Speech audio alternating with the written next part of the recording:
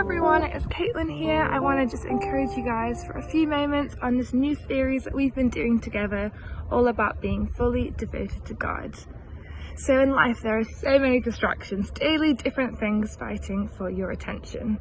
And these distractions, it can be loud and they can be relentless in stealing our devotion from God.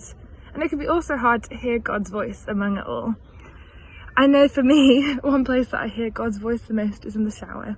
And it's probably because I can't take this in the shower with me, and I have space to hear God's voice. I was also thinking, when I have a conversation with someone and I can't properly hear them, I often go somewhere with them that's quiet so I can hear what they're saying, or I draw closer to them so I'm able to work out what they're trying to say to me. I think, are we that intentional in being active and trying to create space to hear God for ourselves? We read in the Bible in John 10 verse 27, it says, "My sheep hear my voice and I know them and they follow me."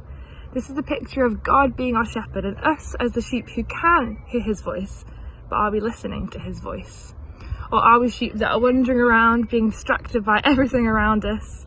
Sheep often can wander away, and when they're distracted, are we like sheep?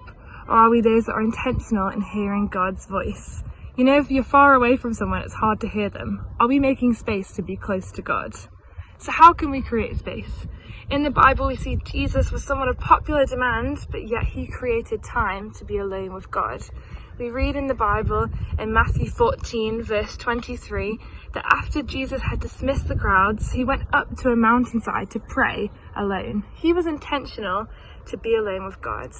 So we can be intentional. In Matthew 6 verse 6 it says, "When you pray, go into your room, close the door and pray to your Father who is unseen, and he sees what is done in secret and he will reward you." We need to be intentional to close the door to distractions. There's so many distractions in life.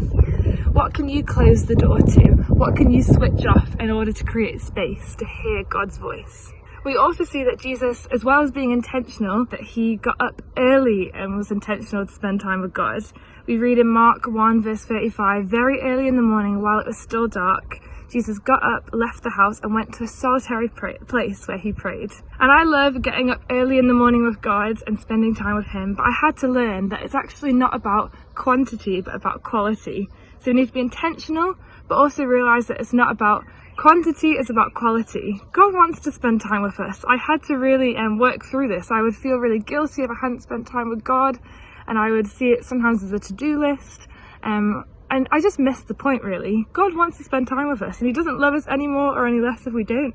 But isn't it incredible that we can talk to him like a friend and know him in our secret place? So that's my encouragement for you guys, to create space to know God behind closed doors. And I just want to encourage you in your relationship with God that any time alone with God is never wasted. It is true treasure. So I hope that encourages you. Have a great day.